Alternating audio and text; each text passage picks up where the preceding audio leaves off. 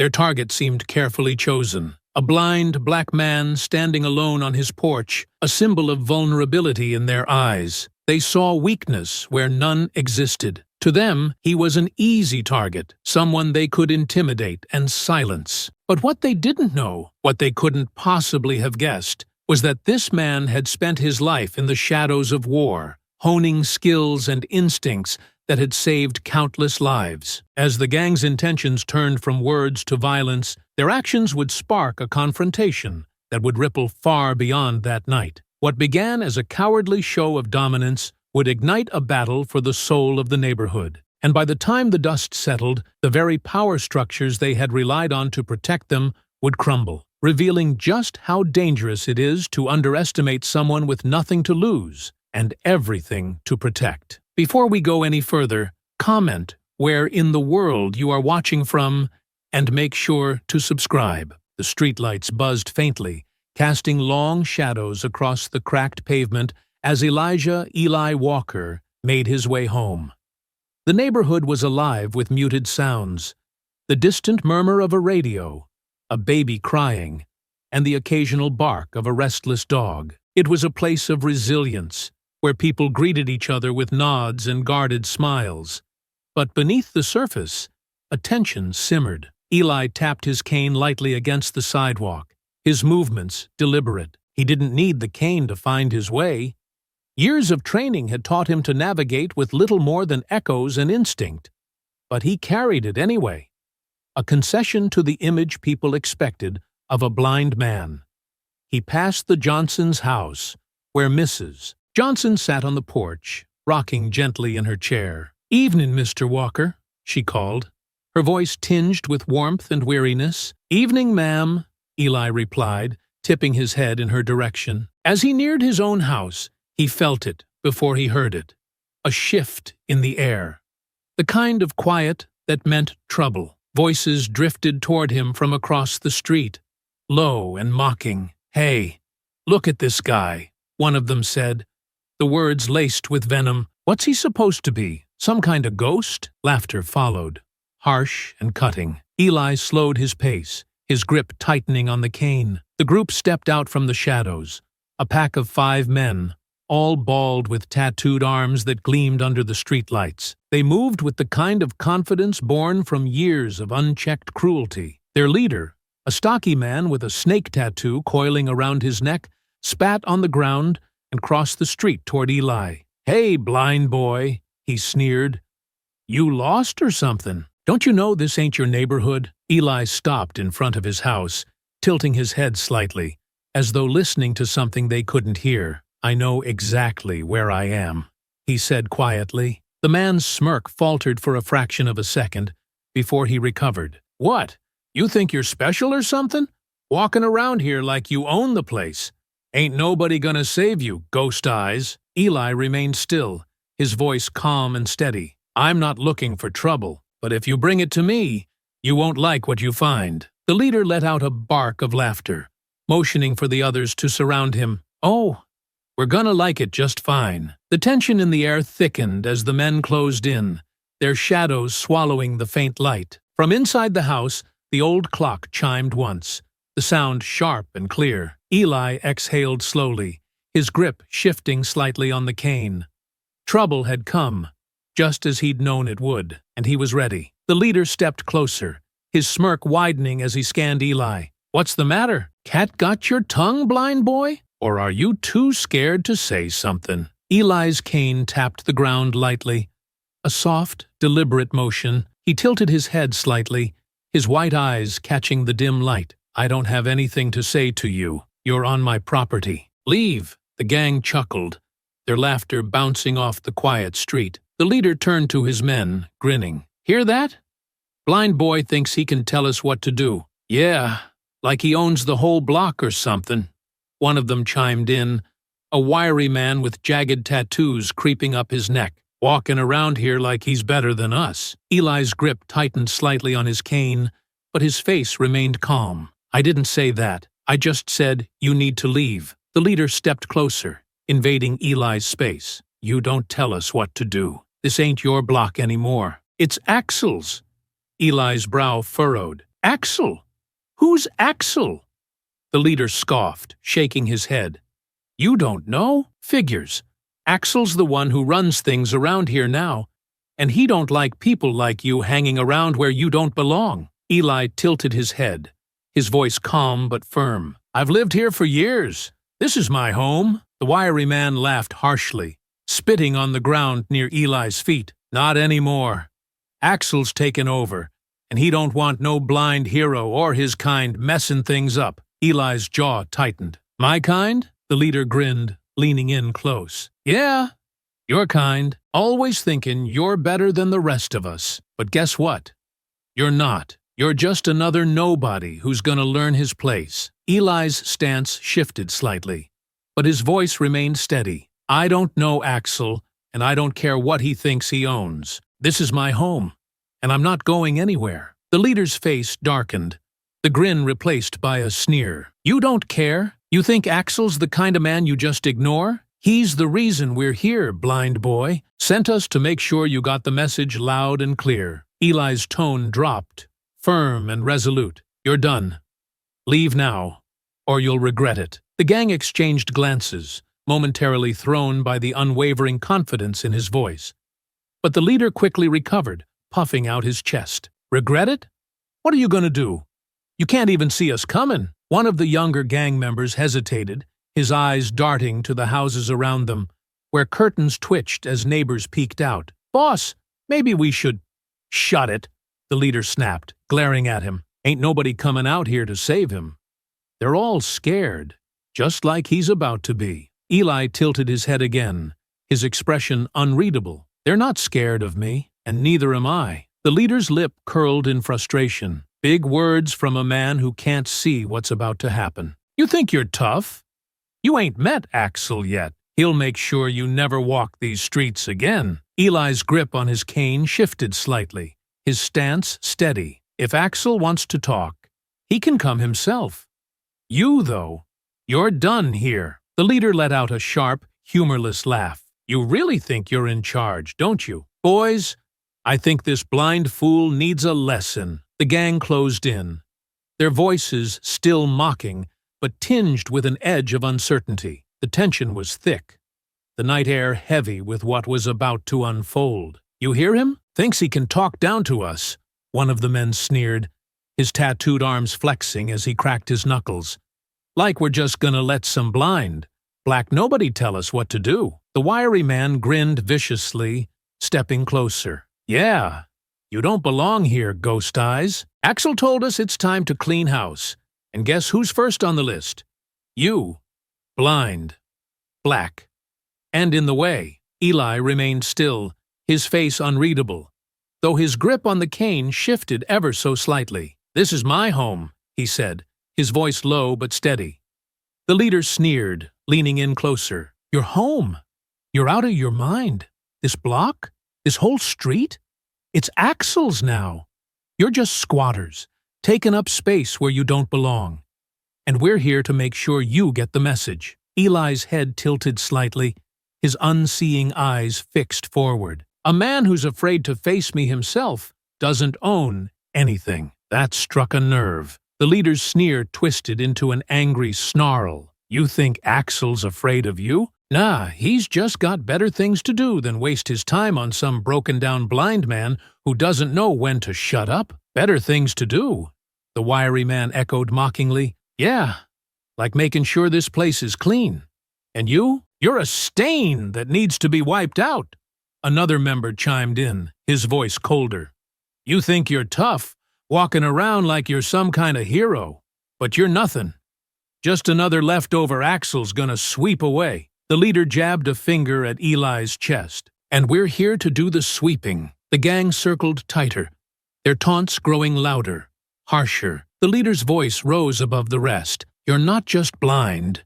You're blind to reality. Nobody here's gonna save you. And you're sure as hell not saving yourself. Eli's stance shifted subtly, his head tilting slightly as though listening to something beyond the jeers. When he spoke, his voice was calm, but carried a weight that silenced their laughter. You've said enough. I warned you. Now, You'll learn the hard way." The leader barked another laugh, though it was tinged with irritation. "Big words, blind boy. Let's see you back them up." One of the men lunged first, a fist swinging toward Eli. With a sudden, fluid motion, Eli sidestepped, his cane snapping up to deflect the blow. The sharp crack echoed in the night, and the man stumbled back, clutching his arm. The others hesitated for a fraction of a second, surprised by the speed of Eli's reaction. The leader snarled, "What the hell are you waiting for? Take him down!" The fight had begun, and the tension exploded into chaos. The air snapped with tension as the first man lunged toward Eli, a clumsy fist swinging toward his face. Eli moved fluidly, instinct taking over. He pivoted on his heel, the punch slicing through empty air. Before the man could recover, Eli's cane struck his wrist with a sharp crack. The attacker yelped, stumbling back as pain shot up his arm. Eli didn't waste a moment. A second figure was already closing in from his left, and though his sight was faint, his other senses guided him. He caught the movement in his peripheral vision and stepped aside, his cane sweeping low and hooking behind the man's ankle. A swift tug sent the attacker sprawling to the ground, his head hitting the pavement with a dull thud. "Get him!" the wiry man barked, his voice tinged with disbelief. Eli's breathing was steady, his mind laser-focused. Years of Navy SEAL training had honed him into a weapon, a man who could fight even in the dark. His blindness wasn't a weakness. It was a challenge he had learned to master. The gang hesitated for only a moment before rushing as a group, their jeers turning into frustrated growls. Eli didn't falter. His world narrowed to sound and motion. The scrape of boots on gravel, the rush of air as fists swung toward him, the vibrations of the pavement under his feet. Two attackers came at him from opposite sides, trying to overwhelm him. Eli ducked low, letting their momentum carry them past him. His cane snapped upward into one man's stomach, the impact doubling him over with a gasp. Without pausing, Eli turned and drove an elbow into the second man's jaw, sending him staggering back.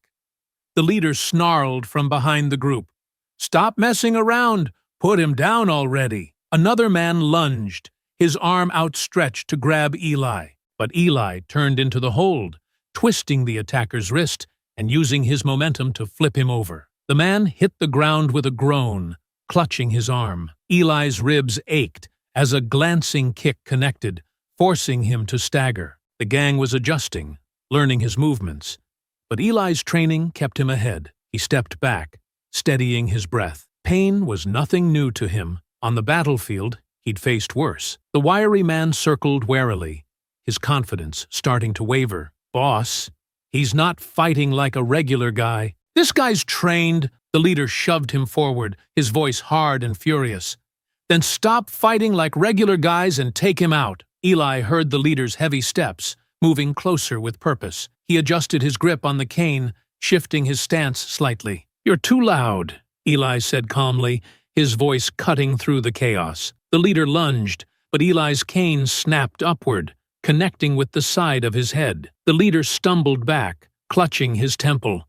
But the momentary success came with a cost. Another gang member slipped past Eli's defenses, landing a punch to his jaw. The impact was jarring, sending him staggering back a step.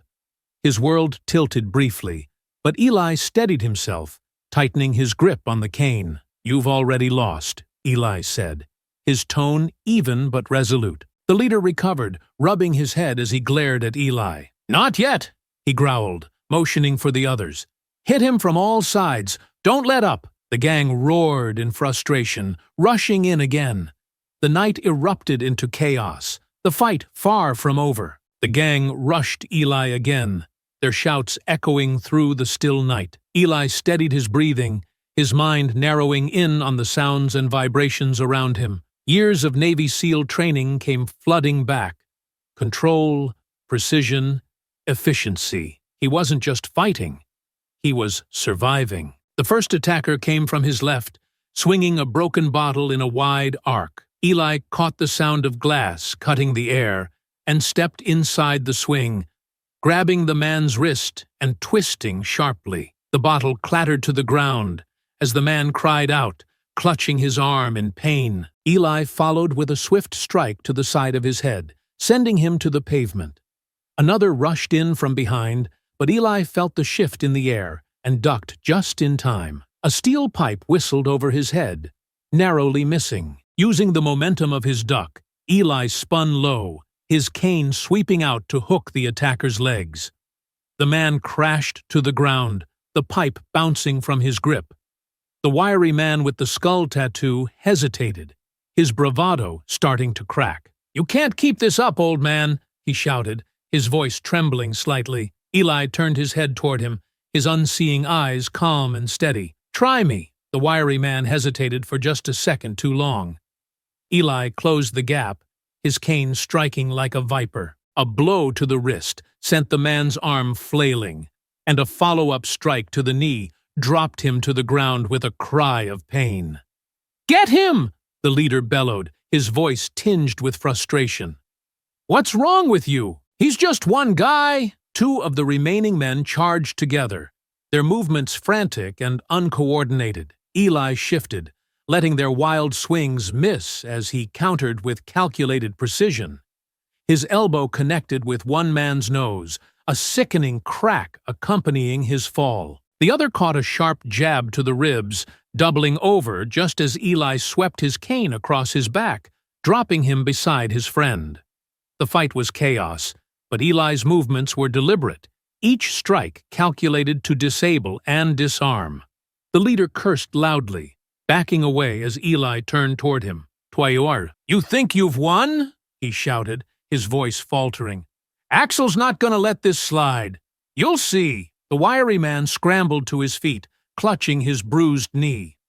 "I'm not sticking around for this," he yelled, limping away into the shadows. Another man followed, dragging his injured friend, their retreat marked by muttered curses and pained groans. Eli stood still for a moment, listening to the sounds of their retreat. The leader, now alone with two others lying groaning on the ground, glared at Eli with fury and frustration. "You've made a big mistake, old man," he growled, backing away slowly. "Axel's gonna hear about this, and when he does, you're done." Eli didn't move, his stance steady, his grip firm on the cane.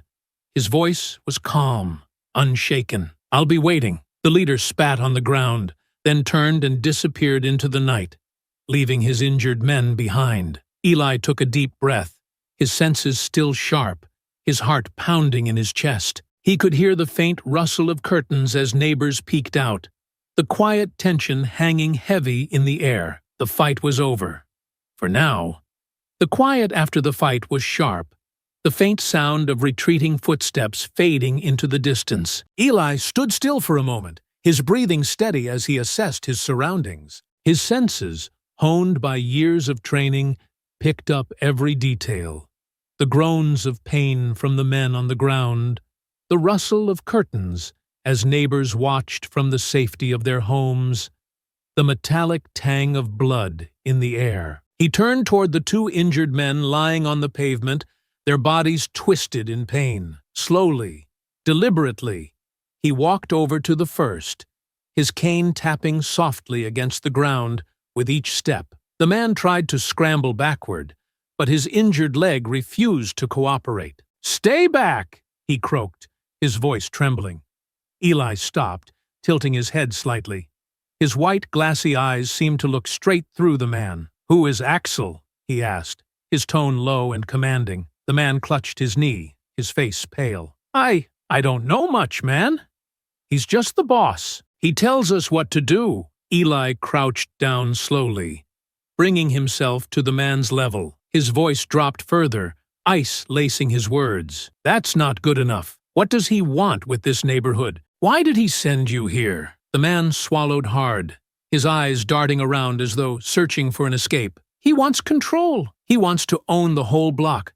Businesses, houses, everything. He said people like you're in the way." Eli's jaw tightened, and he leaned in closer. "People like me, blind and black. Is that it?" The man flinched, his lips trembling. I didn't mean. Eli cut him off sharply. You came to my home. You brought this fight. You don't get to hide behind excuses now. Tell me where to find Axel. The second man groaned from a few feet away, trying to push himself up on one arm. Eli turned his attention toward him, standing and walking over with measured steps. You, Eli said, his voice sharp. Where does Axel operate? Speak, the second man coughed, spitting blood onto the pavement. Warehouse. Near the docks. He runs things from there. But you're crazy if you think you can take him on. He'll kill you. Eli crouched again, his expression unreadable. He sent you here thinking I was weak. I think he's the one who underestimated me. The first man whimpered, his fear palpable. Look, man, just let us go. We're done, okay? We won't come back. Eli's voice hardened. You'll go when I decide you're done. He stood and turned toward his house. Stay here. Don't try anything. The men exchanged panicked glances but were too injured to move. Eli disappeared inside his home for a moment, emerging with a coil of rope slung over one shoulder. The first man's eyes widened in terror. What are you going to do with that? Eli didn't respond immediately, his steps measured as he approached. You came here to send a message. Now, you're going to help me send one back. The men squirmed, their protests weak and uncoordinated, as Eli knelt to tie their hands behind their backs. His movements were calm, deliberate, every knot secure. The quiet neighborhood seemed to hold its breath as Eli worked, the groans of the injured men the only sounds breaking the silence. Once they were restrained, Eli stood over them, his figure silhouetted by the faint streetlights. Now, he said, his voice low and unyielding, you're going to tell me everything I need to know about Axel. Eli tightened the last knot on the ropes binding the two men before grabbing the loose ends and pulling them to their feet. They stumbled, groaning from their injuries, as he guided them toward his house. Wait!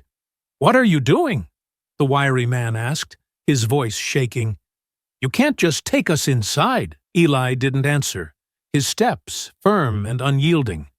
His focus was absolute. Once inside, the room was dimly lit, its sparse furniture casting long shadows against the walls.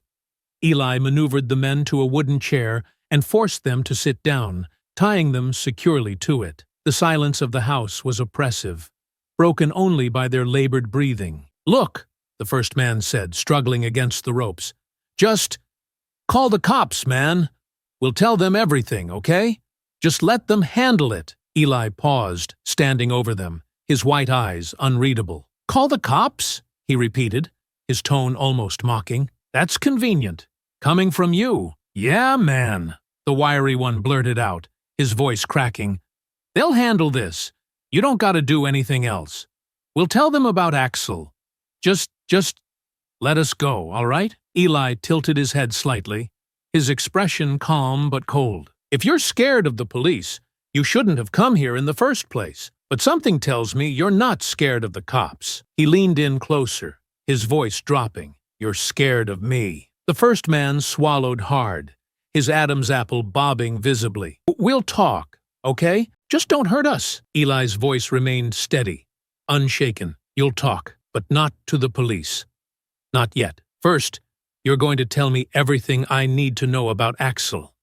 His operations, his plans, everything. The wiry man squirmed, his eyes darting around the room. What do you even want with Axel? You don't know who you're messing with, man. He runs everything. The warehouses, the streets. He's got guys everywhere. Eli crossed his arms, standing tall over them. Good. Then start with the warehouses. How many? Where are they? And what's inside them? The first man's resolve broke, his voice spilling out in a rush. There's a main one by the docks. That's where Axel stays most of the time. It's got everything. Money, drugs, weapons. He uses it to control the whole block. If you're in his way, he sends guys like us to deal with you. Eli nodded slowly, his expression giving nothing away. And who else works for him? How many men does he have? The wiry man shook his head frantically. A lot. Too many for you to handle alone. If you go after him, you're a dead man. You don't know what he'll do to you? Eli leaned in closer, his face inches from the man's. That's not your concern. What else? The first man hesitated, his lips trembling. Look, man, we don't know everything, okay? We're just small time. Axel tells us what to do, and we do it. That's it. We don't get involved in the bigger stuff. Eli studied them for a long moment, his silence heavy. Then he straightened, his voice firm. You've given me enough for now, but don't think you're off the hook. What are you gonna do with us? The wiry man asked, his voice cracking with fear. Eli's face was unreadable as he turned away, heading toward a nearby table. That depends. If I think you're lying, you'll wish the police were your problem. The two men exchanged panicked glances, their breathing ragged. The atmosphere in the room was suffocating, the weight of Eli's presence pressing down on them. You're insane, the first man whispered, his voice barely audible. Eli turned back to face them, his stance calm, his voice resolute. No, I'm a man protecting his home. Axel made a mistake coming after me. And so did you. Eli stood silently for a moment, the room heavy with the sound of the two men's labored breathing. Their eyes darted nervously, tracking his every movement as he pulled open a nearby drawer. What? What are you doing now? The wiry man stammered, straining against his bonds. Eli didn't answer immediately. From the drawer, he retrieved two large plain canvas bags. He held one up briefly before speaking, his voice calm and deliberate. You wanted to send a message. Now, you're going to help me send one back. No, man, come on! The wiry man yelped, wriggling harder in his chair. You don't have to do this. We told you what you wanted. Eli's expression was unreadable as he approached. And now, I'm making sure Axel knows the consequences of coming after me. The other man froze, wide-eyed. Please, man, just call the cops. We'll talk to them. Eli cut him off, his tone sharp. The cops don't scare Axel, but this will. Without another word, he pulled the first bag over the wiry man's head.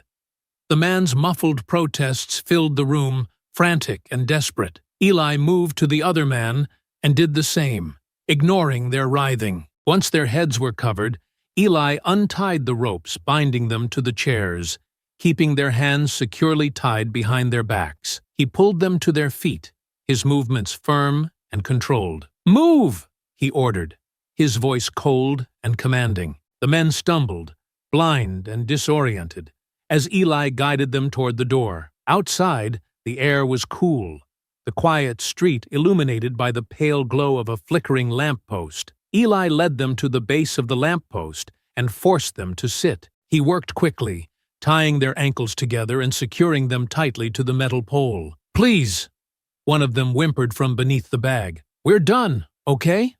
We won't come back. Eli stood over them, his voice steady and unyielding. Good, because if I see you on this street again, this will seem like mercy. The men fell silent, their breaths ragged and shallow. Eli turned, his steps measured, as he walked back toward his house. The neighborhood was still, though he could feel the eyes of neighbors watching from behind their curtains. He didn't need to see them to know they'd witnessed everything. Inside, Eli locked the door and paused, taking a deep breath. He leaned against the counter for a moment, his mind already working. The information he'd extracted replayed in his head. The warehouse by the docks, Axel's control over the area, the weapons and resources he had at his disposal. This wasn't just about him anymore. Axel's operations threatened the entire neighborhood, and Eli couldn't let that stand. He moved to the table and spread out a large sheet of paper, sketching a rough map of the docks from memory. Every movement was calculated, every line deliberate. Years of Navy SEAL training had taught him the value of preparation. If Axel was expecting fear, he would find the opposite. Eli's jaw tightened as he marked the location of the warehouse.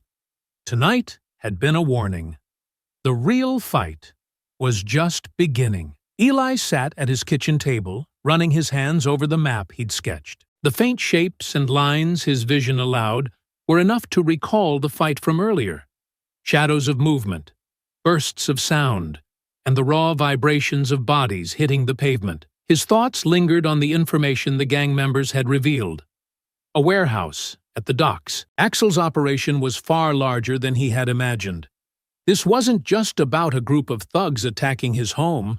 It was a calculated effort to control the entire neighborhood. Eli knew his skills could take him far, but the fight had also revealed his limits. His eyes were no longer his strongest tool, and for the first time since the attack, he admitted he couldn't do this alone. The next evening, Eli made his way to Maya's diner. The streets were quiet, the faint hum of distant cars the only sound. He relied on his cane to navigate the cracks and uneven pavement, but his ears, and what little he could see, a vague glow of street lights and shadowy outlines, kept him aware of his surroundings. The bell above the diner door jingled softly as he entered. The smell of coffee and frying bacon wafted through the air, comforting in its familiarity. Maya looked up from behind the counter, her brows furrowing in concern. "Eli?" she asked, walking over to meet him. "What are you doing out so late?" "I need your help," Eli said, his tone quiet but firm. Maya led him to a booth, glancing over her shoulder to make sure no one was eavesdropping. Once seated, she leaned forward. "What's going on?" Eli rested his hands on the table. "There's a man named Axel trying to take over this neighborhood. He's running more than just a street gang. He's targeting homes, businesses, everything. And he's operating out of a warehouse by the docks." Maya blinked in surprise. "Axel? I've never heard that name before. How do you know all this?" Eli's face was calm, his voice steady. "The men who came after me told me. They were working for him." Maya's brow furrowed. "Came after you? What happened?" "They attacked me," Eli said simply. "They thought I'd be an easy target. They were wrong." Maya's eyes widened. "Eli, you should have told someone. You can't handle this on your own." "I know," Eli interrupted. "That's why I'm here. I need help, Maya. This isn't just about me. If Axel isn't stopped, he'll take over everything we've worked to build here." Maya nodded slowly, though her worry didn't fade. "Okay, what do you need?" "People I can trust," Eli said. "People who care about this neighborhood as much as I do. They don't need to fight. They just need to help me gather information." Maya tapped her fingers against the table, thinking, "All right, I know some folks who might step up. Jenkins from the hardware store. He's always hated the gang harassing his customers. Angie at the laundromat, too. She keeps her ear to the ground, hears everything that happens around here." "That's a good start," Eli said. "We need to find out everything we can about Axel. How many men he has, what they're guarding, their routines. The more we know, the better we can prepare." By the next evening, Eli's living room was filled with a small group of neighbors. Maya had brought Jenkins, a wiry older man with a weathered face, and Angie, a sharp-eyed woman who exuded quiet confidence. "So what's this about, Eli?" Jenkins asked, leaning against the wall. "Maya said you've got a problem that needs fixing." Eli nodded. "There's a man named Axel. He's running an operation out of a warehouse by the docks. Drugs, weapons, money. He's trying to take over this neighborhood. And we're in his way." Angie crossed her arms. "Never heard of this Axel before." "You sure about this?" "I'm sure," Eli said firmly. "The men who attacked me work for him. They said Axel's trying to control everything. Our homes, our businesses, all of it.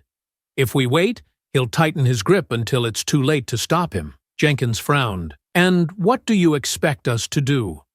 "We're not fighters, Eli." "You don't have to fight," Eli replied.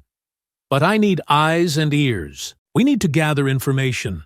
How many men Axel has, what their routines are, where the weak points in his operation might be." Maya nodded. "If we can figure that out, we can hit him where it hurts without putting everyone at risk." Jenkins sighed, rubbing the back of his neck. "I've got some old equipment I can rig up. Something to cause a ruckus if we need to distract them. And I can spread the word quietly," Angie added.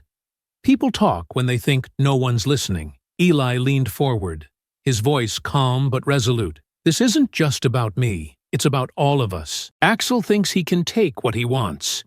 We need to show him he's wrong." The group exchanged glances, the weight of the fight ahead settling over them. Slowly they nodded, their resolve building. Eli stood in his living room, the faint outlines of the gathered neighbors just visible in the dim light. The map of the docks lay on the coffee table, surrounded by scraps of paper and small tools Jenkins had brought from his hardware store. The air was thick with tension, but also a growing sense of purpose. "All right," Eli said, his tone calm but firm. "First step is gathering information. We need eyes on that warehouse. Shift changes, deliveries, any patterns we can exploit." Angie leaned over the map, squinting at the rough lines. "There's a back alley here," she said, pointing to a section near the warehouse. "I've seen some of their trucks going in and out. I can stake it out. See what I can learn." Jenkins nodded. "And I can rig some of these," he said, holding up a bundle of old car alarms. "Set 'em off when we need to pull their attention away." "That's good," Eli said, nodding. "We'll also need to make sure no one in the neighborhood tips them off. Axel's men don't trust easily, but someone desperate enough might sell us out." Maya crossed her arms. "I'll handle that. People talk to me at the diner. I can make sure the wrong ears don't hear anything." The room was quiet for a moment, the gravity of their mission sinking in. Then Angie broke the silence. "Look, I get that we're doing this, but shouldn't we get the police involved? If Axel's running drugs and weapons, they're the ones who should be taking him down, not us." Eli turned his head slightly toward her, his white eyes catching the faint light. "The police?" His voice was calm, but the edge in his tone was unmistakable. "Yes," Angie pressed. "This is their job, isn't it? Why risk ourselves when we could just tip them off?" Eli exhaled slowly, his expression hardening. "You think they don't know?" Angie frowned, confused. "What do you mean?" "They know," Eli said, his voice steady but firm. "They know exactly what's happening, but they won't do anything about it. Either they're on Axel's payroll, or they're too scared to get involved. Either way, the police are useless to us." Jenkins leaned back against the wall, nodding grimly. "He's not wrong. I've seen Axel's guys hanging around the precinct. They're bold because they know no one's coming for them." Angie hesitated, glancing at Maya. "So it's really just us?" "It's always been just us," Maya said quietly.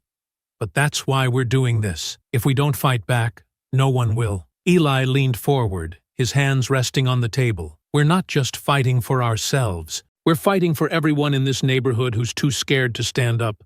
If Axel wins, he won't stop until he's taken everything. We can't let that happen." The room fell silent again, but this time it was filled with a quiet resolve. Angie nodded slowly, her expression firming. "All right. What's the next step?" Eli tapped the map. "We work in shifts. Jenkins, rig the distractions near the alley.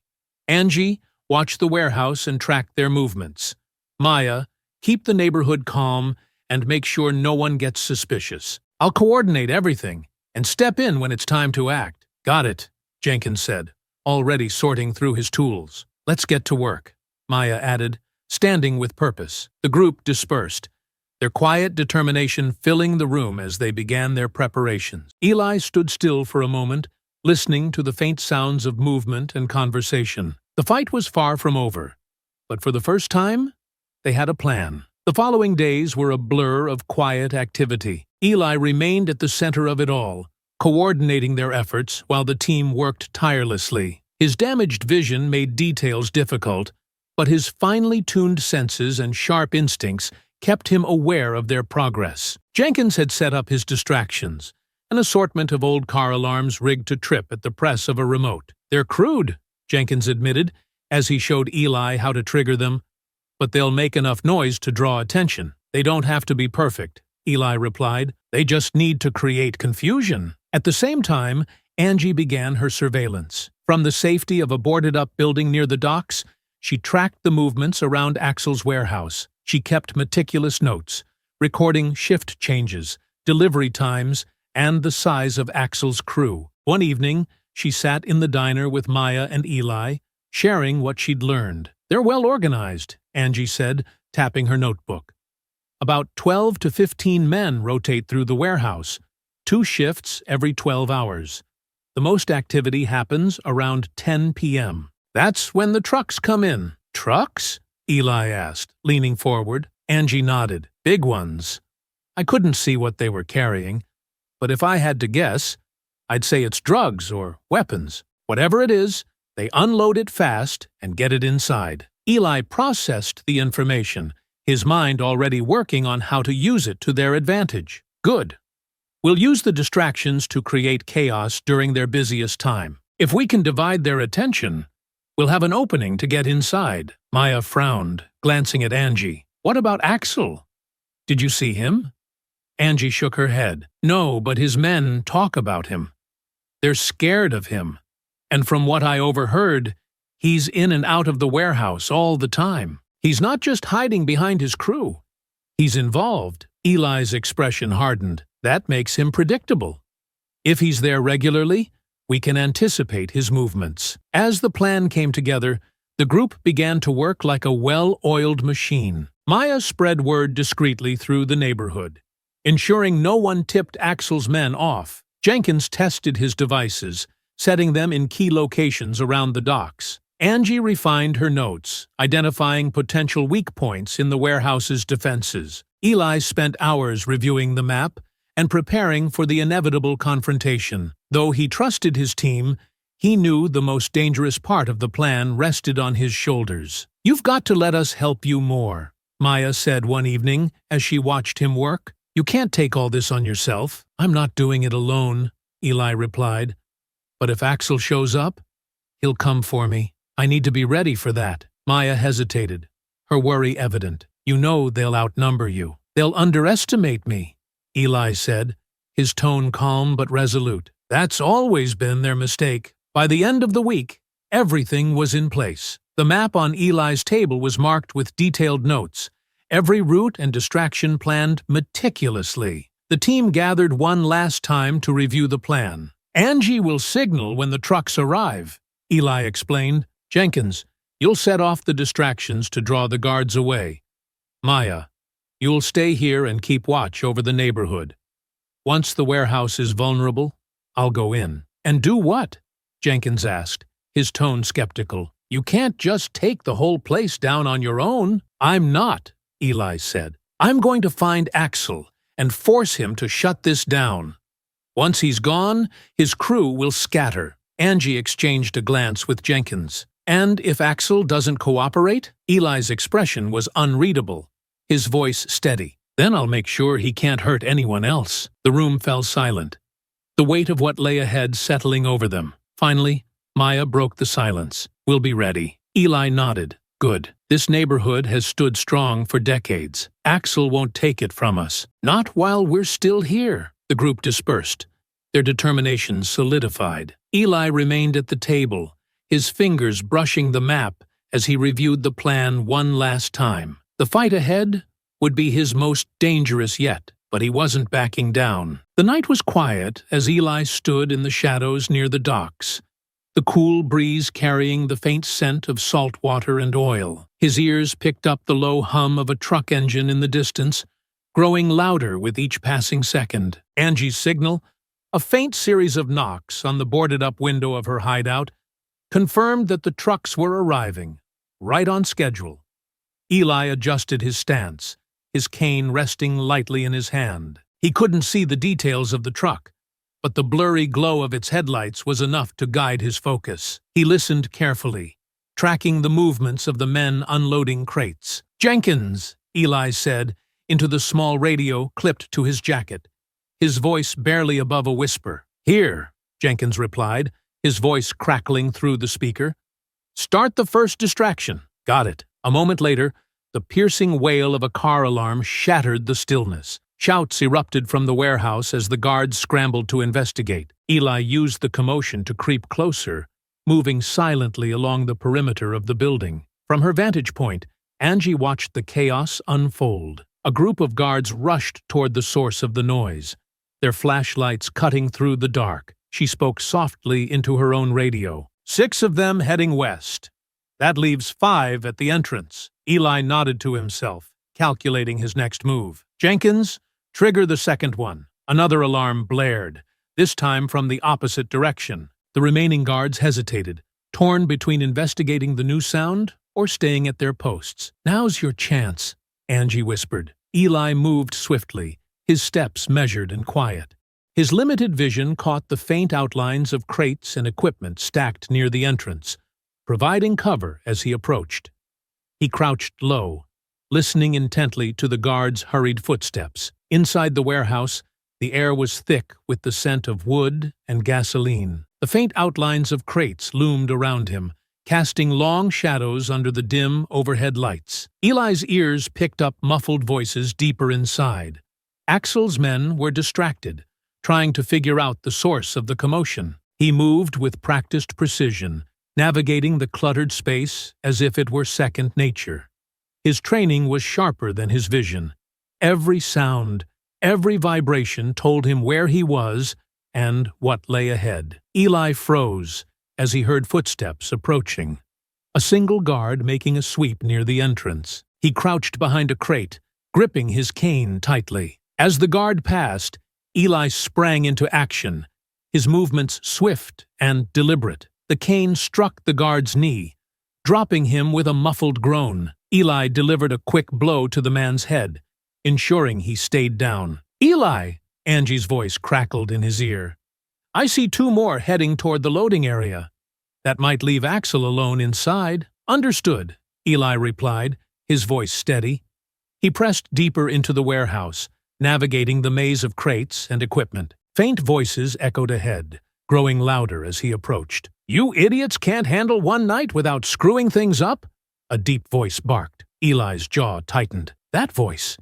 It had to be Axel. He moved closer, his steps silent, until he reached a vantage point where he could make out the blurred figure of a tall man standing near a desk. Axel's posture was commanding, his voice sharp as he berated one of his men. Eli crouched low, taking a deep breath. This was the moment he'd been preparing for. The neighborhood's survival depended on what happened next. Eli crouched behind a stack of crates, the scent of oil and wood thick in the warehouse air. His head tilted slightly, his unseeing eyes scanning the faint blurs of movement ahead. The distant voices of Axel's men echoed through the cavernous space. "Get it together!" one of them barked.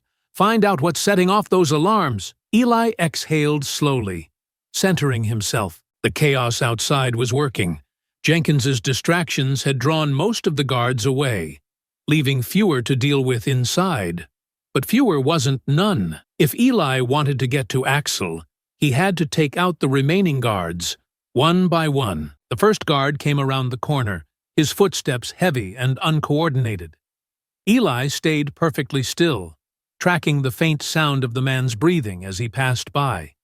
When the guard was just a few steps ahead, Eli struck. His cane swept low, hooking the guard's ankle and yanking it out from under him. The man hit the ground with a thud, and before he could cry out, Eli delivered a swift blow to his temple, knocking him unconscious. Eli dragged the man into the shadows, ensuring he was out of sight before moving on. The next two guards were stationed near the loading bay, their figures blurry but distinct as they stood under the dim overhead lights. Eli crept closer, using the stacks of crates for cover. "You think it's just some punks messing with us?" one of the guards asked, his voice laced with irritation. "Who knows?" the other replied. "But if Axel finds out we didn't deal with it, he's gonna have our heads." Eli smirked faintly. Fear of Axel. That was the gang's common thread. He intended to turn that fear against them. He moved quickly, closing the distance before they realized he was there. The first guard barely had time to react as Eli's cane struck the back of his knee, sending him to the ground. The second guard swung wildly, but Eli sidestepped, his cane connecting with the man's wrist and disarming him of the small blade he carried. A sharp jab to the ribs dropped the second guard, leaving both incapacitated. Eli stepped back, his breathing steady, listening for any sign that the commotion had drawn attention. The sound of footsteps echoed nearby. Another guard, moving cautiously, his weapon drawn. Eli pressed against the crates, waiting for the man to pass. "You see anything?" the guard called out, his voice tense. Eli didn't respond, letting the silence stretch. The guard hesitated, his breathing quickening.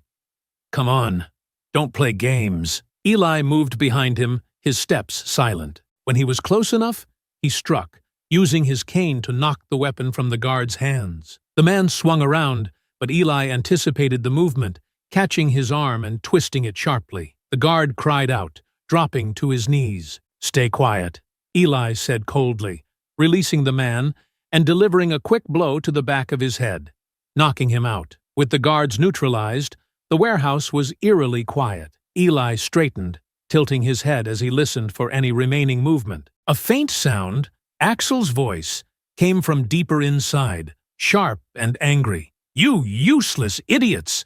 How hard is it to keep one place under control?" Axel bellowed. Eli's grip on his cane tightened. He moved toward the sound, his steps deliberate. Each vibration, each faint blur of light and shadow guided him closer. As he approached the center of the warehouse, the space opened up into a wide loading area. Axel's figure loomed ahead, standing near a desk cluttered with papers and weapons. Eli paused, staying in the shadows. There were still 2 guards flanking Axel, their postures tense as he berated them. Eli needed to deal with them first before the confrontation could truly begin. He crouched low, creeping around the edge of the room. His breath was steady, his movements calculated. This was what he'd trained for: precision and patience. One of the guards moved slightly away from Axel, his footsteps echoing faintly. Eli saw his chance.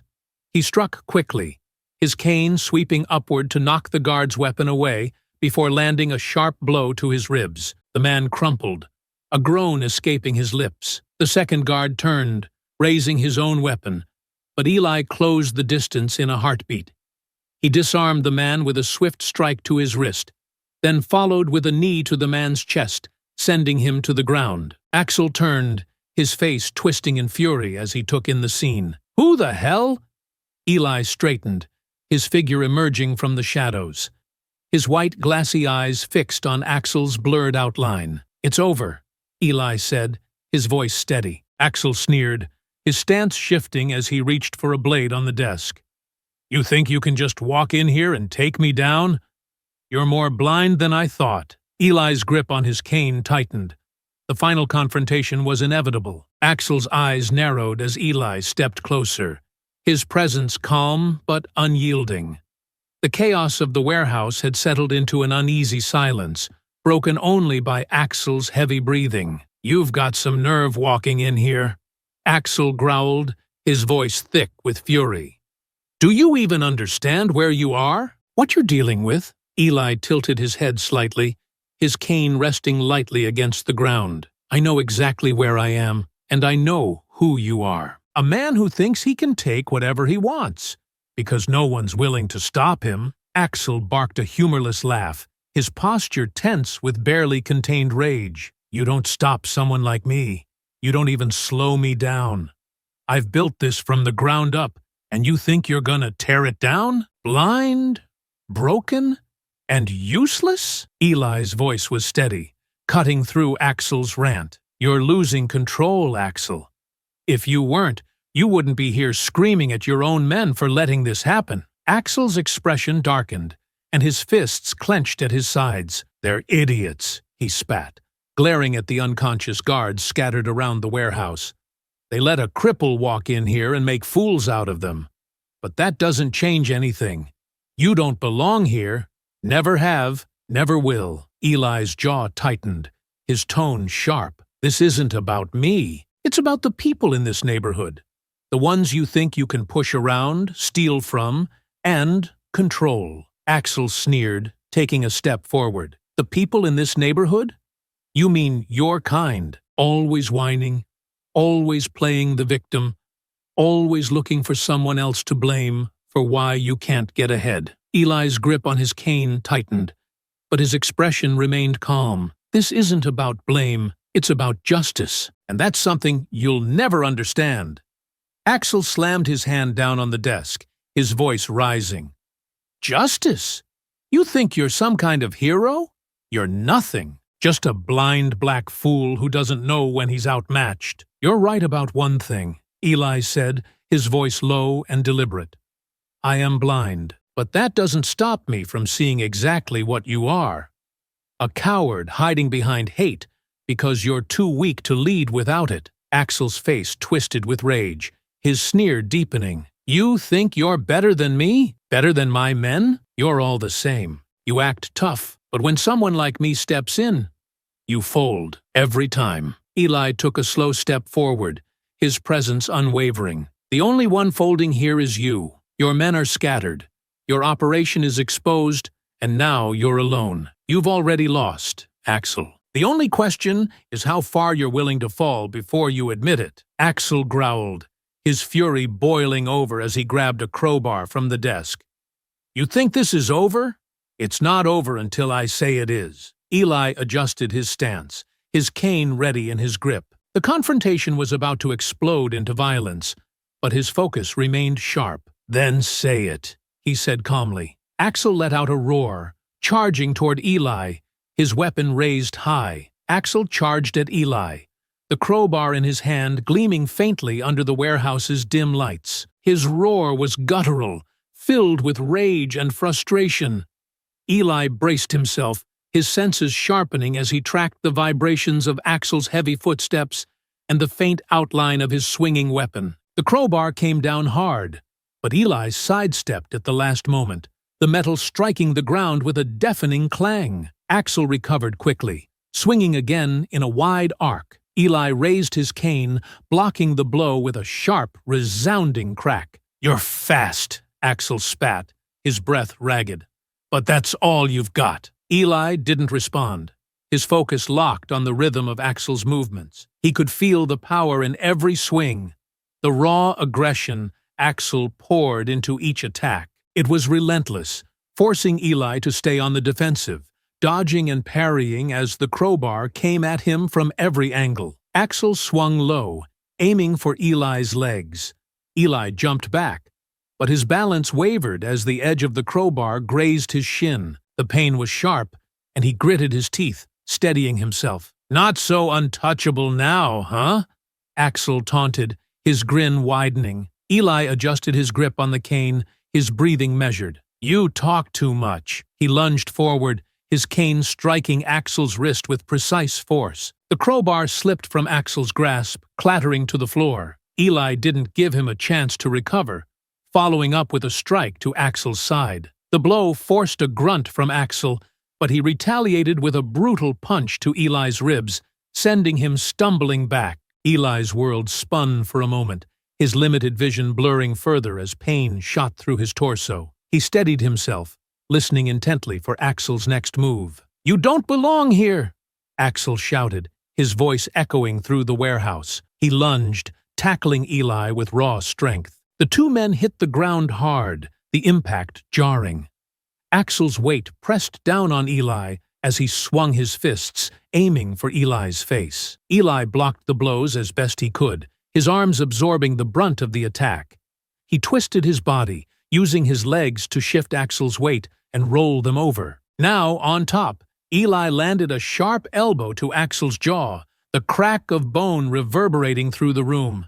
Axel roared in pain, shoving Eli off with surprising strength. Both men scrambled to their feet, breathing heavily. Eli could feel the ache in his ribs and the sting of cuts on his arms. But his focus didn't waver. You don't know when to quit, Axel growled, grabbing a nearby chain from the ground. He swung it in a wide arc, the metal whistling through the air. Eli ducked, the chain narrowly missing his head. He moved quickly, closing the distance before Axel could swing again.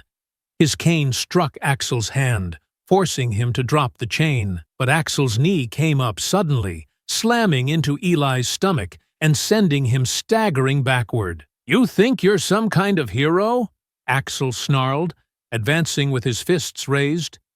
You're just a blind fool who doesn't know when he's beat. Eli steadied himself, his cane raised defensively. His breath came in controlled bursts, his mind racing. Axel was strong and unpredictable, but his rage made him sloppy. Eli could use that. The two men clashed again, Axel's fists swinging wildly while Eli countered with precise strikes. Every hit Axel landed took its toll, the bruises and cuts adding up. But Eli's training kept him on his feet. Each of his movements was calculated, designed to wear Axel down and exploit his growing frustration. The fight raged on, brutal and unrelenting, neither man giving an inch. Axel's shouts and the sound of blows echoed through the warehouse, the tension thick enough to cut. Eli's senses remained sharp, his body moving instinctively as the battle pressed on. He could feel the end approaching, but Axel wasn't finished yet. Axel swung his fists again, wild but powerful. Each movement was driven by rage, his body a blur of raw aggression. Eli dodged, his breath coming in sharp bursts as he circled Axel, searching for an opening. "You think this is over?" Axel snarled, his voice echoing through the warehouse. "My men are coming back. You think a couple of distractions are enough to stop them? They'll be here any minute, and when they find you, they'll tear you apart." Eli didn't respond, his focus locked on the vibrations of Axel's movements. He could feel the strain in his body, every bruise and cut screaming for him to stop. But he pushed through. This had to end now. Axel lunged, grabbing a heavy crate from a nearby stack and hurling it toward Eli.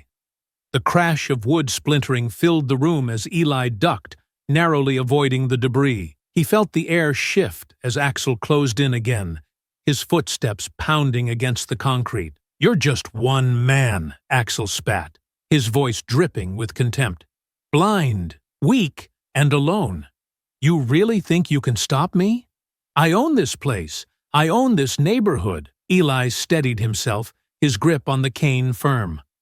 "Not anymore." Axel charged, his arms swinging in wide arcs. Eli dodged the first blow, then the second, his movements tight and controlled. But Axel's strength was relentless, his fists connecting with Eli's shoulder and ribs. The impact sent Eli staggering, pain flaring through his body. "You can't win," Axel roared, his confidence surging as he pressed the attack. "You're nothing without your sight. You're nothing, period." Eli exhaled sharply, his mind racing. Axel's strength and aggression were overwhelming, but his movements were predictable. He was relying on brute force, not strategy. Eli knew he had one chance to end this, but it would require a calculated risk. Axel swung again, his fists aiming for Eli's chest. Instead of dodging, Eli stepped into the attack, using his cane to deflect the blow just enough to lessen its impact. Axel's momentum carried him forward, and Eli struck.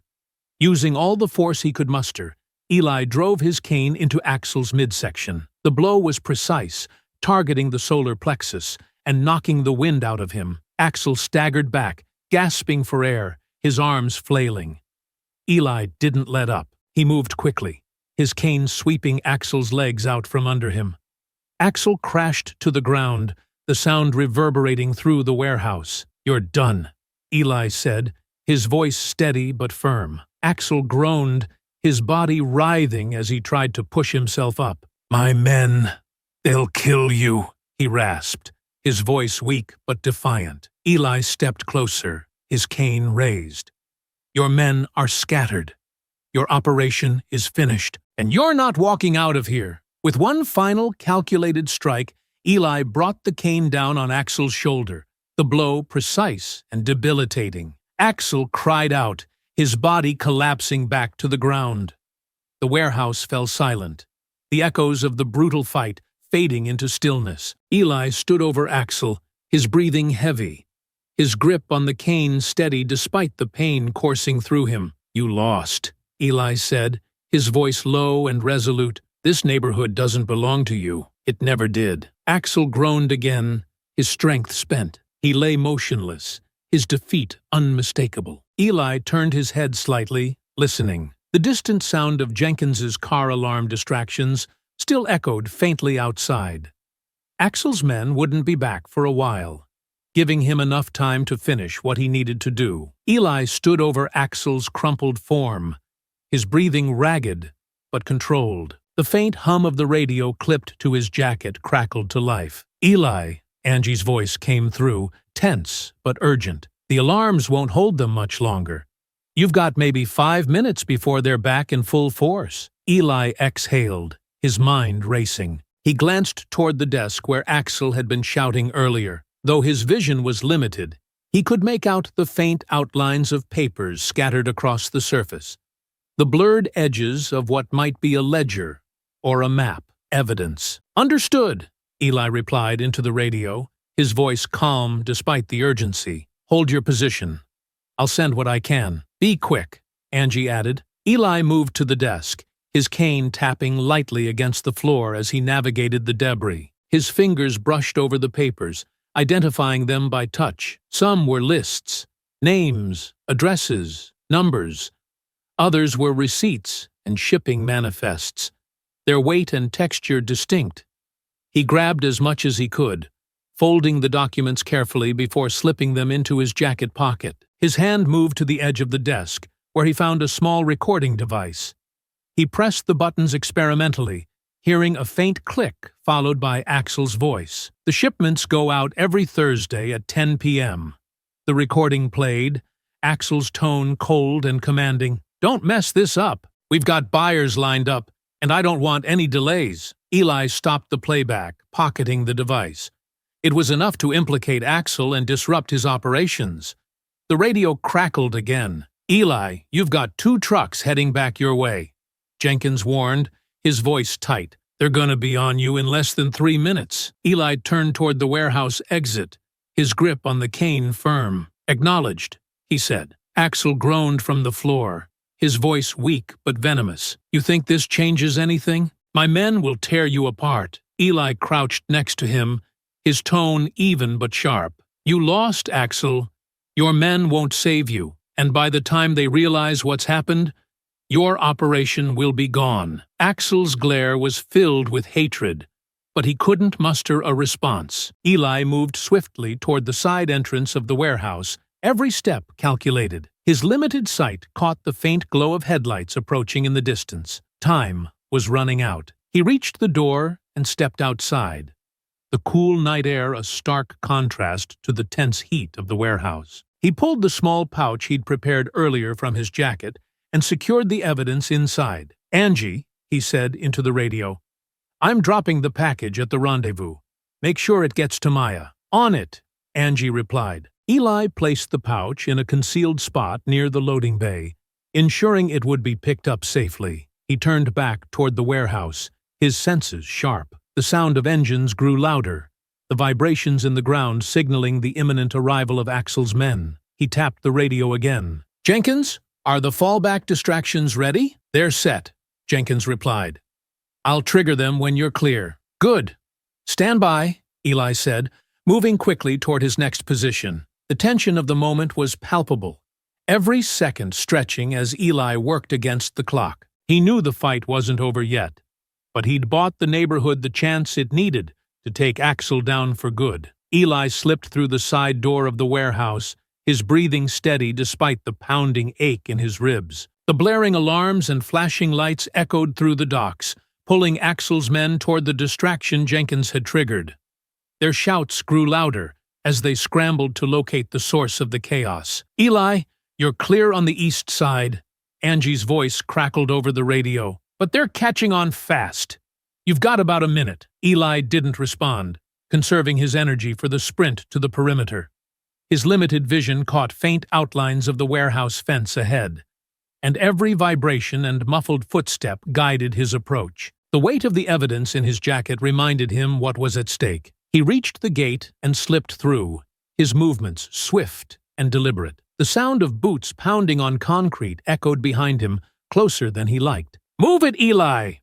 Jenkins's voice came through sharply as the glow of the van's headlights came into view. Eli rushed toward the vehicle, the vibrations of its idling engine steadying his focus. He pulled the door open and climbed in, wincing as his ribs protested. Jenkins didn't wait, hitting the gas and steering them into the maze of dockside streets. "They're swarming the place," Jenkins said, glancing in the rearview mirror.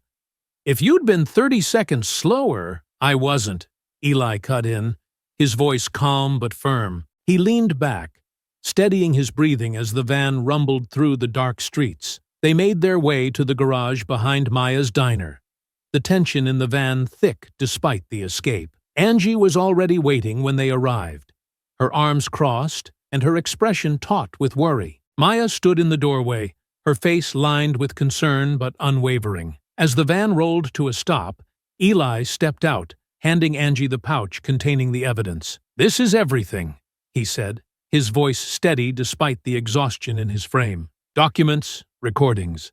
Enough to bring Axel down. But we can't give it to just anyone." Angie frowned as she opened the pouch, her sharp eyes scanning its contents. "You think some of the cops are in on it?" "I know they are," Eli replied.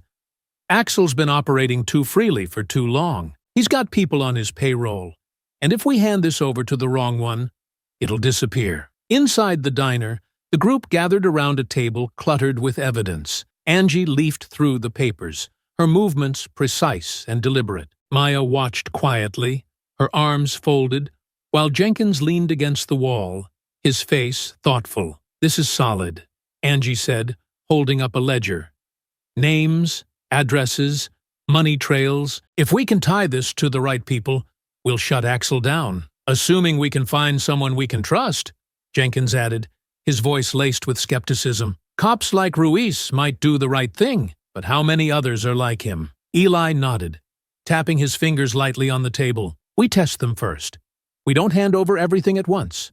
Just enough to see who's willing to act and who's not." "And if they're not?" Maya asked, her voice edged with worry. "Then we keep looking," Eli said firmly. "We find someone who is." The group worked quickly over the next 2 days, carefully probing the precinct for potential allies. Maya asked discreet questions of her regulars at the diner, while Angie cross-referenced names in the evidence with rumors and reports of corruption. Jenkins tested officers by reporting minor gang activity, watching to see who responded and who turned a blind eye. By the third evening, patterns emerged. Officer Ruiz and a small group of his colleagues consistently acted on reports, stood their ground against gang influence, and showed a commitment to the community. Angie laid the findings out on the table, her voice calm but resolute. "Ruiz is clean," she said, "and he's got a few people he trusts. If we're going to move on this, it has to be through him." Maya nodded, her gaze shifting to Eli. "But what if Axel's watching Ruiz? If we hand over too much too fast, it could put him in danger." Eli's expression didn't waver. "We give him just enough to make a move, something small and actionable. Enough to force Axel's operation to react without showing all our cards. Once we see how Ruiz handles it, we'll know how far we can trust him." The team exchanged glances, their determination growing despite the risks. Jenkins leaned forward, tapping the table. "Whatever we give him, it better make a splash. Axel needs to know we're not playing around." Eli straightened, his grip firm on his cane. "He'll know. And once Ruiz moves, Axel's grip on this neighborhood will start to break." The room fell quiet, the weight of the moment settling over them. They weren't just fighting Axel. They were fighting for their home, their lives, and their future. And together, they were ready to finish what they'd started. The street was quiet, as Eli, Angie, and Jenkins waited near the corner where Officer Ruiz was set to make his nightly patrol. The cool night air carried the faint hum of distant traffic, but the shadows around them were still and heavy with tension. "Are you sure about this?" Jenkins muttered, leaning against a lamp post, his eyes scanning the street. "He could just as easily take the evidence and turn us in." "We don't have a choice," Eli replied, his tone calm but resolute. "Ruiz has a record of standing up to people like Axel. He's our best shot." Angie stood a few steps away, her arms crossed. "Let's hope your instincts are right, Eli. If he's dirty, this whole thing blows up in our faces." Eli didn't respond, tilting his head slightly as the faint sound of footsteps reached his ears. Ruiz was close. Moments later, Officer Ruiz appeared at the far end of the street, his patrol slow and deliberate. His uniform caught the dim light of a nearby lamppost, and he carried himself with the weariness of someone who had seen too much. Eli stepped forward, his cane tapping softly against the ground as he emerged from the shadows. "Officer Ruiz," he called out, his voice steady but low. Ruiz stopped, his hand instinctively going to his holster. "Who's there?" "Someone who needs your help," Eli replied. Ruiz's gaze darted toward Angie and Jenkins, who stayed just out of the light. "You're making a dangerous move," Approaching me like this? Who are you? Eli stepped closer, keeping his movements slow and deliberate. Someone who knows you've been trying to protect this neighborhood. We have something that can help you take down the people tearing it apart. Ruiz frowned, his hand relaxing slightly. What are you talking about? Angie stepped forward, holding out the pouch of evidence. This, she said, her voice firm. Names, ledgers, recordings. Enough to bury Axel and his operation. Ruiz's eyes narrowed as he took the pouch, his movements cautious. He opened it and pulled out the papers, his brow furrowing as he scanned the contents. This is serious, he said after a moment, his tone laced with both intrigue and suspicion. Where did you get this? From the source, Eli replied. Axel's warehouse. This is just a piece of what he's doing. Ruiz's gaze snapped back to Eli, his expression hardening. You broke into Axel's operation? Do you have any idea how dangerous that is? We do, Angie said sharply. That's why we need you to act. You've seen what Axel's done to this neighborhood. This is your chance to stop him. Ruiz exhaled, running a hand through his hair. If this is legit, it's enough to get a warrant. Maybe even enough to start an investigation. But if Axel's got people inside the precinct, and I'm sure he does, this could blow up in all of our faces. That's why we're coming to you, Eli said. You've stood up to him before. We need someone we can trust. Ruiz studied them for a long moment, his expression unreadable. Finally, he nodded. All right. I'll take this to someone I know I can trust. But if this goes south, it won't, Eli interrupted. Just make sure it gets to the right hands. Ruiz slipped the pouch into his jacket, his shoulders tense. You've put a target on your backs doing this. Stay out of sight, and let me handle it from here. Eli nodded, stepping back. We're counting on you, Ruiz. The officer glanced at them one last time before continuing down the street, his steps heavier now, burdened by the weight of what he carried. As his figure disappeared into the darkness, Angie let out a slow breath. Well, that's done. Let's hope he's as clean as we think he is. He will be, Eli said quietly. Now, we wait. The group melted back into the shadows, their work for the night complete. The future of their fight now in Ruiz's hands. Eli sat at his small kitchen table, the soft morning light filtering through the curtains. His body was sore from the events of the night before, every bruise and ache a reminder of how close things had come. The cane leaned against the wall nearby, its familiar weight a small comfort. The quiet of the morning was deceptive. Eli could feel it, the tension, the lingering sense that something was coming. He didn't have long to wonder. A sharp knock at the door shattered the stillness, loud and deliberate. Eli, a voice barked from outside. It was deep, commanding, and unmistakable. Axel. Eli's heart tightened, but his face remained impassive. He reached for his cane as the knock came again, harder this time. I know you're in there, Axel growled.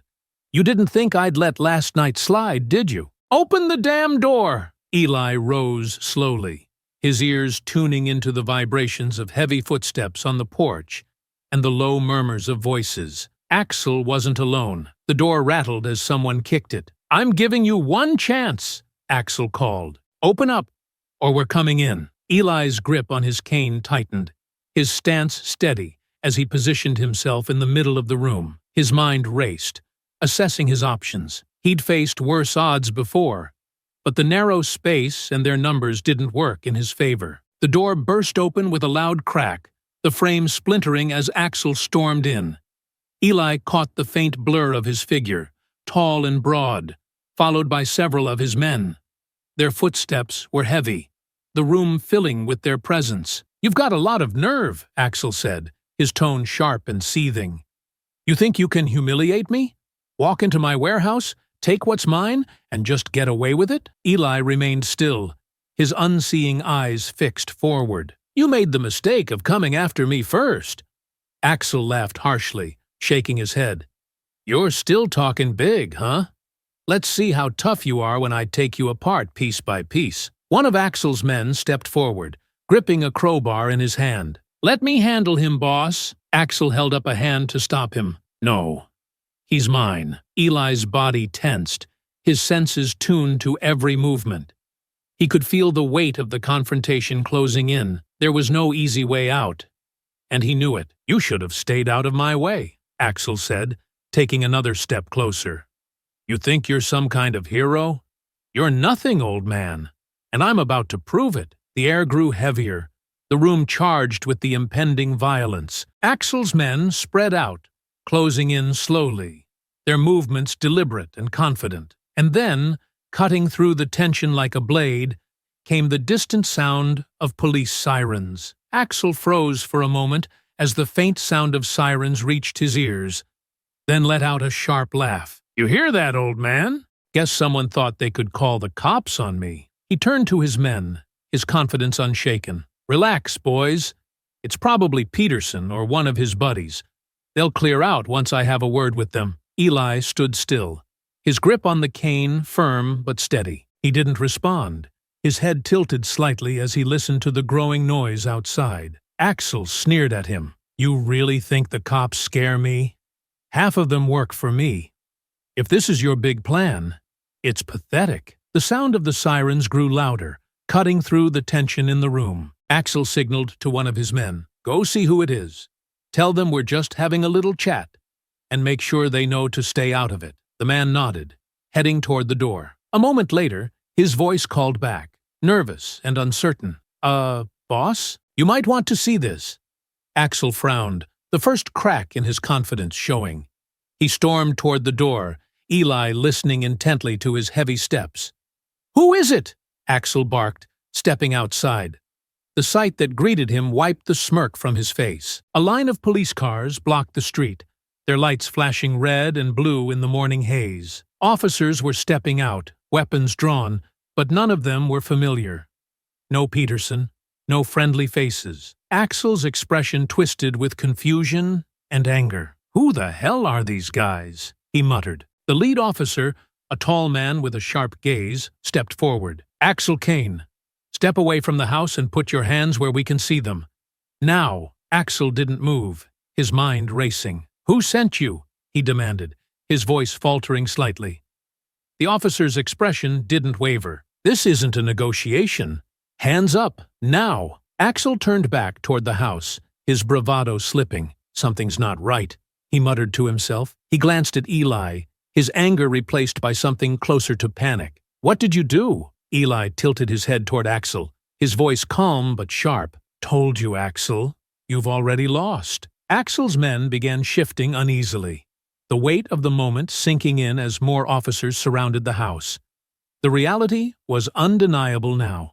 This wasn't one of Axel's allies coming to smooth things over. This was something much bigger. "Boss, what do we do?" one of his men whispered, his voice trembling. Axel didn't answer, his eyes darting between the officers outside and Eli standing calmly in the room. His grip on control was slipping fast, and he knew it. Axel's gaze snapped back to Eli, his face contorted with rage and desperation. "You think this is over?" he growled, his voice low and venomous. The tension in the room was thick, every one of his men frozen in place as the sounds of officers moving closer filled the air. Without warning, Axel lunged at Eli, his fists clenched and his movements fueled by raw fury. "I'll deal with you myself."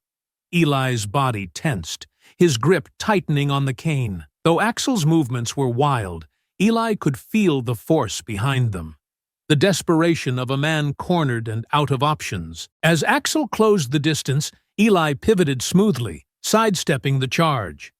The lunge left Axel overextended, and Eli struck.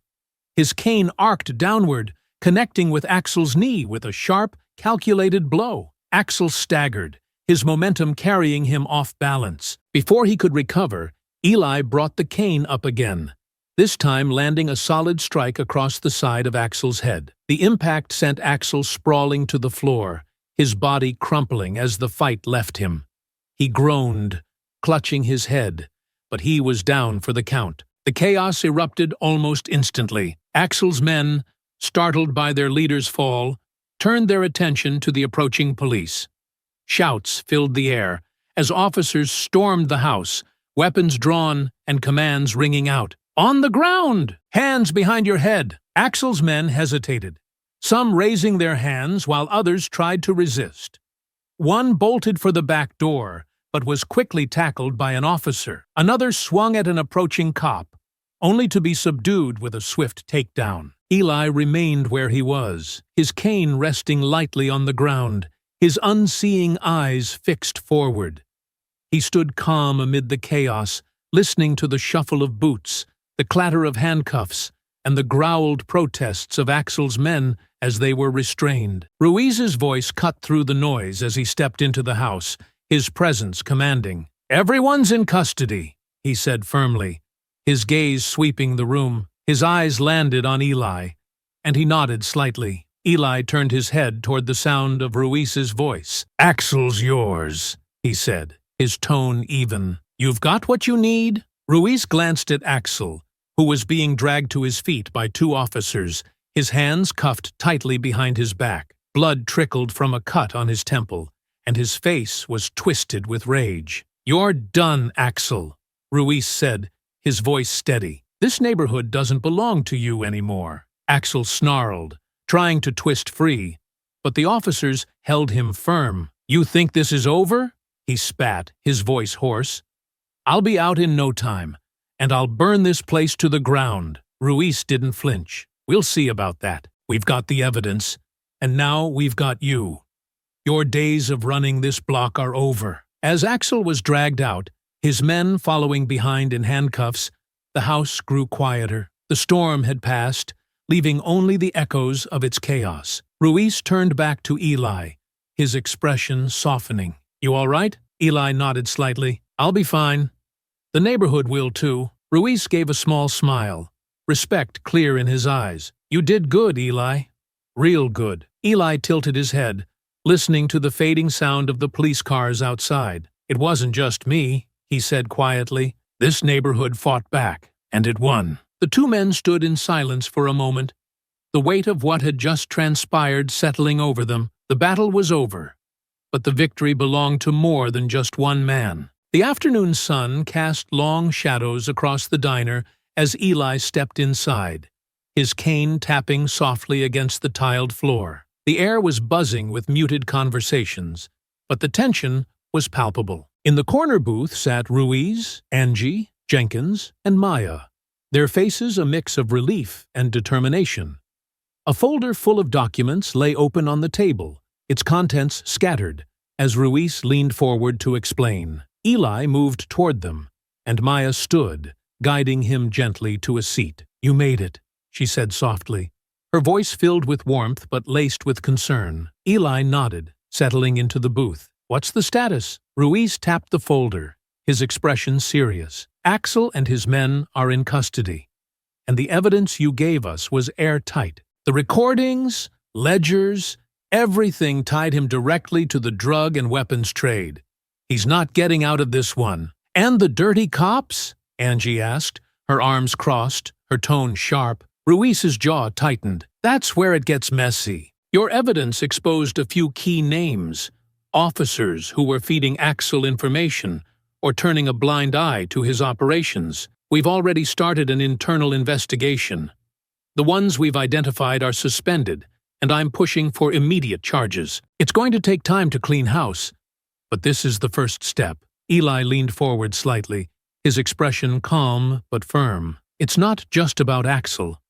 The neighborhood has to see this through. If they think nothing changes, someone else will take his place." Ruiz nodded. "Agreed. The precinct knows eyes are on them now. They can't afford to lose what little trust they have left." Jenkins leaned back in his chair, his fingers drumming on the table.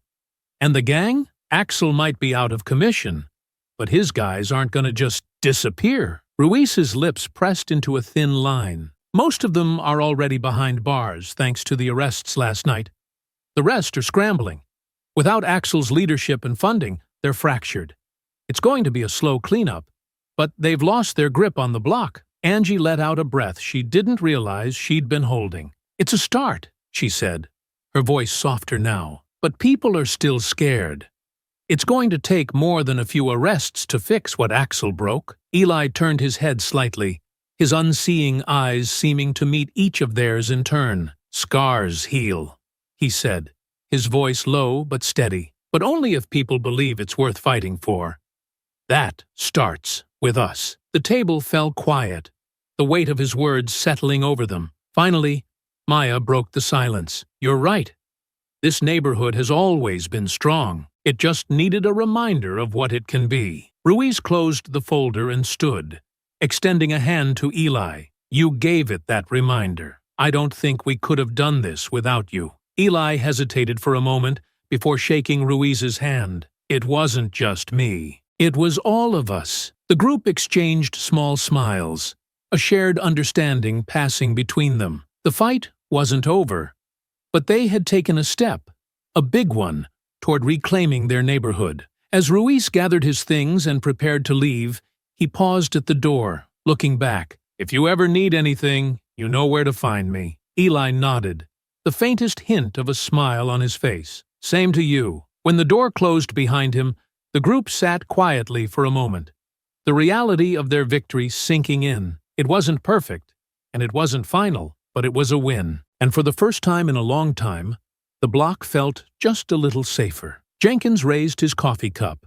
"To the block," he said simply. Eli lifted his voice steady. "To the block." The others joined in, their cups clinking softly together. Outside, the street buzzed with life, the first signs of a brighter future beginning to take shape. Eli stepped out of the diner into the cool evening air, the sounds of the neighborhood humming softly around him, the distant murmur of conversations, the laughter of children playing on a nearby stoop, and the rhythmic squeak of an old bicycle wheel all painted a familiar picture in his mind. The cane in his hand tapped lightly against the cracked sidewalk as he began his walk home. His body still ached, and the bruises from the confrontation with Axel were a constant reminder of how close everything had come to unraveling. But there was a lightness in his step now, a quiet sense of satisfaction. They had done it. The neighborhood had stood its ground, and Axel's shadow over their lives was finally beginning to lift. As he walked,